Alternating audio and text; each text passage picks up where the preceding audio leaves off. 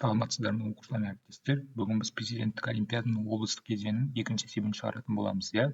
Төртінші есебін өзі мен шығардым, каналға салып қойдым. Қарап, тіркеліп қарап алуға болады. Және лайк, комментарий жазамыз, иә. Бұл жерде біз электр процестеріне және КПД-ға есеп шығарамыз, иә, пәкке. Енді есепті оқып алайық. Бізде 2 литр сыйымдылығы 2 литр болатын жабық ыдыста националмен эксперимент жасайды. Жабық ыдыс дегенді уже есте сақтап қою керек, иә. Жабық ыдыс дегеніміз көлемі сақталады, изохорлық процесс болып табылады, иә. Көлемі сақталады. В константа. Сразу осындай заттар жазып қоюымыз керек, иә, естеріне сақтап қойып. Ауа қапшықтарда орналасқан ауаны қыздыру үшін пәкі 50%. Пәкін біз 50%-ді 0,05 деп жазып қоюымыз болады. 2 ампер ток және кернеу берілген, 10 вольт ыдыстағы қысым берілген, және де С тығыздық берілген, атмосфералық қысым берілген. Қапшығында температура 0 градус Цельсий. Бізге уақытты табуымыз керек, иә. Бұндай пәкке байланысты есептерді әрқашан пәктің формуласын бастаймыз. Бізде пәк А пайдалы бөлінген А толық деген формуламен шығады, иә. А пайдалы бөлінген А толық. Бізде А толық дегеніміз толық кеткен жұмысымыз. Бұл жерде бізде электр тоғын жұмысы, иә. Біз электр тоғын қолданып отырып суды жылытып тұрмыз. Сосын бізде мына жерде астында джоуль саны тұрады, иә. I-U-T.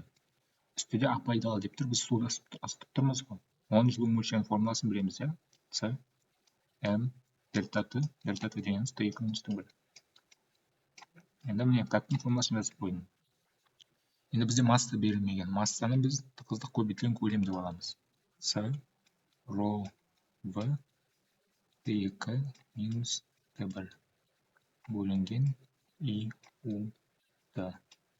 Және де біз жаңағыны айттық қой. Жабық ыдыс дегеніміз бізде көлемі сақталады. В константа деген изохорлық процесс, иә. Изохорлық процестің формуласын жазайық. П1 бөлінген Т1 тең П2 бөлінген Т2.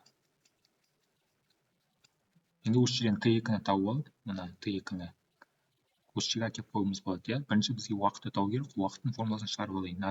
Т мен КПД-ның орындарын алмастырамын. Сол кезде бізде Т тең болады С ро В үлкен Т2 минус Т1 температуралары Т2 минус Т1 бөлінген I-U сын КПД болады, иә.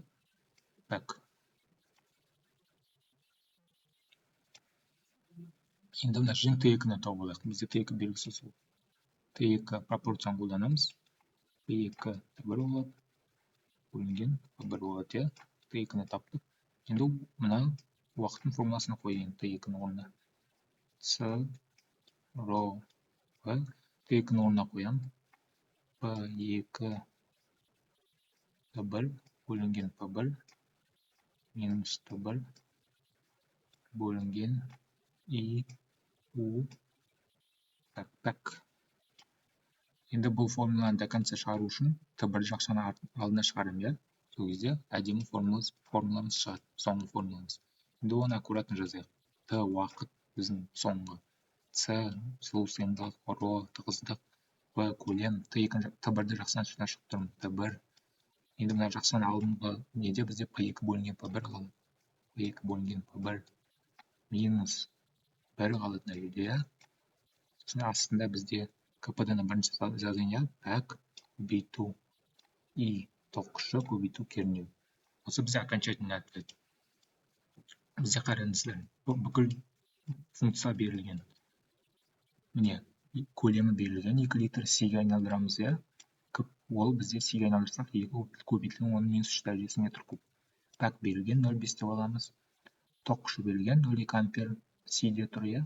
10 вольт С-де тұр. Айналдырмаймыз. Ыдыста қысым берілген. Бұл соңғы қысым. 1 мегапаскаль. Әрі қарай бізде жылу сыйымдылық берілген, С кішкентай, тығыздық берілген, ро, және де атмосфералық қысым дейін. Бұл бастапқы қысым П1. Әрі қарай қапшығында температура 0 градус берген Т1. Ол бізде 0 градус кернеумен алғанда 273. Осы бүкіл сандарды қойып калькуляторға салып шығаратын болсаңыздар, бізде ответі 3500 секунд шығады. 3500 секунд. мына формула боюнча, дескриптор боюнча мына формула менен чыгат. Эң соңку ответ. Бизде эң соңку формулада бүкүл берилген арифтер болуу керек. Эсептелип C берилди. Ро В, T1, P2 бөлүнгөн P1, дельта И У. Бул соңку ответ. Эndi башка эсептерди карагыңыз келсе, менин каналыма тиркелип, лайк, комментарий басаңыз.